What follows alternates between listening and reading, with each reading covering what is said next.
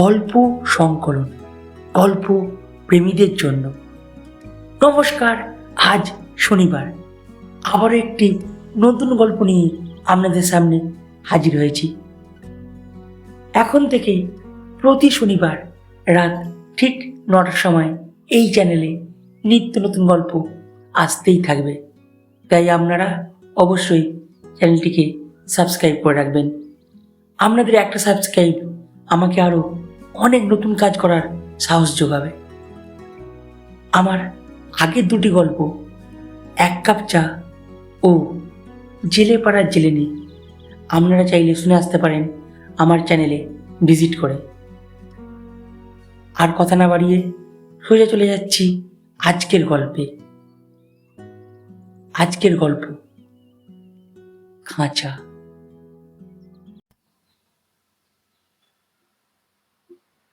কাকের ডাকে ঘুম ভাঙে মুন্নির।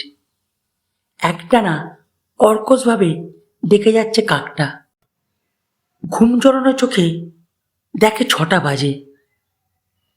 এই সময়টা এদের কাছে ভোর। এখানকার মানুষ রাত করে ঘুমায়, ওঠে বেলা করে। মা বাবা এখনো ঘুম থেকে ওঠেনি। ঘরের মধ্যে এক অদ্ভুত নিস্তব্ধতা বিরাজ করছে। কাজের মাসিও এক ফালি বারান্দায় চাদর মুড়ি দিয়ে ঘুম সাঁটাচ্ছে। এসিটা বন্ধ করে কাঁচের জানলা দুটো খুলে দেয় মুন্নি। সকালের মিষ্টি রোদ ঘরের ভেতর কিলবিল করে। এই ঘরটা তার একান্ত নিজস্ব। সেই 5 বছর বয়স থেকে বাবা মার সঙ্গ ত্যাগ করে এই ঘরটা তার বর্তমান ঠিকানা হয়েছে। জানলা দিয়ে মুখ বাড়িয়ে দেখতে থাকে মুন্নি। ময়লা ফেলার গাড়িটা ভেপু বাজিয়ে প্রত্যেকটা ফ্ল্যাট বাড়ির সম্মুখ থেকে পলিথিনে বাঁধা আবর্জনার পুটলিগুলো লাঠির সাহায্যে গাড়িতে তুলে নিচ্ছে। পেপারওয়ালা অদ্ভুত কৌশলে পেপারগুলো প্রত্যেকটা বাড়ির ঝুল বারান্দায় ছুঁড়ে দিচ্ছে।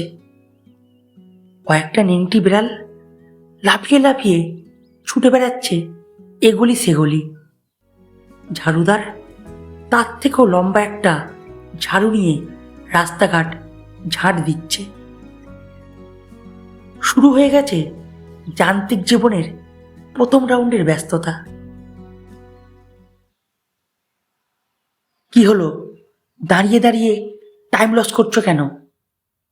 এক্ষুনি প্রাইভেট টিউটর এসে বসে থাকবে। মায়ের ধমকে চমক ভাঙে মুন্নির। বাবা মা দুজনেই চাকরিজীবী। একটু পরেই বাবা মা খাওয়া দাওয়া করে যে যার কর্মক্ষেত্রে চলে যাবে। কাজের মাসি টুম্পা রান্নাঘরে তারই প্রস্তুতি চালাচ্ছে। প্রাইভেট টিউটর চলে গেলে মুন্নিকেও কাজের মাসির তত্ত্বাবধানে স্কুল যাওয়ার জন্য রেডি হতে হবে। 6তলার ফ্ল্যাটে 5তলার বাসিন্দা মুন্নিরা। লিফটেই ওঠানামা। স্কুল গাড়ি বাড়ির গেট থেকে রোজ নিয়ে যায়, দিতেও আসে। কৈখালি থেকে কিছুটা দূরে অভিজাত সরকারি আবাসনের আবাসিক আমরা। মোট 150টি ফ্ল্যাট বাড়ি এখানে আছে। নেম প্লেটের তরুণ থেকে পিচ ঢালা চওড়া রাস্তা নদীর গতিপথের মতো এঁকে বেঁকে 150টি ফ্ল্যাট বাড়ির মোহনায় গিয়ে মিশেছে। টুম্পা মাসি টেবিলে পাউরুটি শেখা আর ডিম সিদ্ধ রেখে গেছে। মনে মনে মুন্নি ভেবে নেয় আজকের দিনের কর্মসূচি। টিউশন পড়ে চান খাওয়া করে স্কুল। আজকে আবার গানের দিদিমণি আসার কথা 5টার সময়। তারপর রাত্রে আবার হোমওয়ার্ক। এর নাম জীবন, এর নাম কম্পিটিশন। খাবারটা টেবিল থেকে তুলে তার ঝুল বারান্দায় চেয়ার নিয়ে বসে খায়। এখান থেকে উল্টো দিকের ফ্ল্যাটের একতলা বাসিন্দাদের কর্মকাণ্ড সহজেই দেখা যায়। ওই একতলায় আবাসনের সিকিউরিটি গার্ড, কেয়ারটেকাররা ফ্যামিলি নিয়ে থাকে। একটা ফ্ল্যাটে দুটো ফ্যামিলি থাকে। বাড়ির গৃহকর্ত্রীরা চান করে ফুল তুলছে। ওদের রান্নাঘরে এখন আলুর চচ্চড়িতে ফুট ধরেছে। তার সুঘ্রাণ আমাদের 5 তলার ঝুল বারান্দাকে আমোদিত করেছে। কেয়ারটেকার দাদু, সিকিউরিটি দাদা কাজে যোগ দেওয়ার আগে বাড়িতে এক গাদা চুনো মাছ, কচু শাকের লতি, পুঁই শাক, থোড় বাজার করে এনেছে। একটু পরেই ছেলে মেয়ে সবাই একসঙ্গে মেঝেতে গোল হয়ে বসে পেঁয়াজ কামড়ে আলুর চচ্চড়ি মুড়ির সৎ গতি করে যে যার কাজে কর্মে লাগবে। এদের লাইফস্টাইল দেখাটাও আমার কাছে অক্সিজেনের কাজ করে।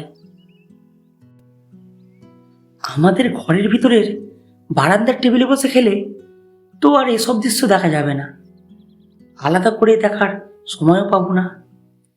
তাই টিফিন নিয়ে রোজ সকাল সন্ধ্যায় এই ঝুল বারান্দায় বসে খাই। তাতে রদ দেখা কলা বেচা দুটোই হয়, আর মায়ের ভাষায় টাইম লসও হবে না। আবার এক একদিন গানের দিদিমণি চলে গেলে আসন্ন সন্ধ্যায় ঝুল বারান্দায় চেয়ার নিয়ে বসি, একটু শরীর ও মনের রিল্যাক্স পাওয়ার জন্য। কিন্তু চোখ পড়ে থাকে ওই একতলায়। সেই সময় নিচের তলার ছেলেমেয়েরা পার্কে খেলাধুলা করে এসে বাইরের খোলা কলতলায় সাবান মেখে চান করে। খুনসুটি করে এ ওর গায়ে সাবানের গেঁজা ছেটায়। তারপর মায়েদের ঠাকুরকে সন্ধ্যা দেখানো হয়ে গেলে সবাই একসঙ্গে বাইরের প্যাসেজে খোলা বারান্দায় বসে বসে আমতেল মাখিয়ে চা দিয়ে মুড়ি খায়। মুন্নির পিপাসার্ত মন মনে মনে কল্পনা করে সেও তাদের সাথে একসঙ্গে বসে খাচ্ছে। কলতলায় সাবান মেখে ভিজে গায়ে মুক্তির আনন্দে লাফাচ্ছে। পার্কে গিয়ে দোল্লায় ভাগাভাগি করে দুলছে। অল্প সময়ের জন্য হলেও মনটা তখন স্বর্গীয় তৃপ্তিতে ভরে যায়। এমন জীবনই তো সে চেয়েছিল। কথায় বলে ছোট পরিবার সুখী পরিবার। আসলে সুখ কি, কাকে বলে, সেটাই তার কাছে আজও অজানা রয়ে গেল। স্ট্যাটাস পজিশন বজায় রাখার জন্য, সব কম্পিটিশনে 1 নম্বরে থাকার জন্য কঠিন নিয়মের মুষ্টিতে দমবন্ধ হওয়া, না বাঁধন ছাড়া খোলামেলা জীবনে অভ্যস্ত হয়েও নিজের লক্ষ্য ঠিক রাখা। এইসব প্রশ্নের কোনো উত্তর পায় না মুন্নি। যেখানে কোনো মনের অসুখ দানা বাঁধার সুযোগ পায় না, তার নামই তো সুখ। হোমওয়ার্ক করবো বলে ঘরে ঢুকতে যাচ্ছি, মার পোষা বিহারি ময়নাটা বলে ওঠে, হাই বেবি, গুড ইভিনিং। যেমন মালিক তেমন তার ময়না, কেতাবিতে কেউ কম যায় না। মা বাবা সেদিন কমন বন্ধুর বাড়ি জন্মদিনের পার্টিতে গিয়েছিল। আমাকেও নিয়ে যেতে চেয়েছিল, যায়নি। সেখানে আমার ভূমিকা কি? শুধুমাত্র বাবা মার বেপরোয়া জীবনের সাক্ষী হওয়া। রবিবার হয়, পড়ার চাপটা একটু কম। মনে হলো অনেকদিন ছাদে যায়নি, গেলে কেমন হয়। ছাদে যাওয়ার মুখে ময়নার সঙ্গে দেখা। সারি সারি বাটিতে তার দামি খাবারগুলো অর্ধভুক্ত হয়ে পড়ে আছে। আমায় দেখতে পেয়ে আনন্দে লাফালাফি করছে। মনটা একটু নরম হলো। আহা বেচারা, খাঁচা খুলে ওকেও সঙ্গে নিই। খুশিতে ময়নার ছোট্ট শরীরটা আমার হাতের মুঠোয় তিত্তির করে কাঁপছে। একে কি বলে শুকাবে? ছাদের মধ্যস্থলে দাঁড়িয়ে শূন্যে দুহাত তুলে ময়নাকে উড়িয়ে দিই। ডানা মেলে মহানন্দে উড়ে যাচ্ছে ময়না অসীম আকাশে। ছোট হতে হতে এক সময় সে হারিয়ে যায় মহাশূন্যে। একবার পিছন ফিরে তাকালেও না। স্বাধীনতার সুখ যে বড় সুখ। মনটা আজ খুব ফুরফুরে লাগছে। পেরেছি পেরেছি, তবু একজনকে অন্তত খাঁচা ভাঙতে সাহায্য করতে পেরেছি। আমার স্বল্প ক্ষমতায় এই বা কম কি?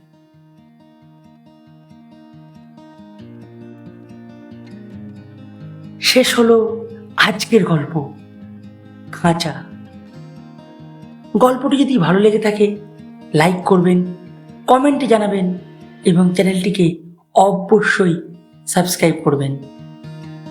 আগামী সপ্তাহের শনিবার আরও একটি নতুন গল্প নিয়ে আপনার সামনে হাজির হব।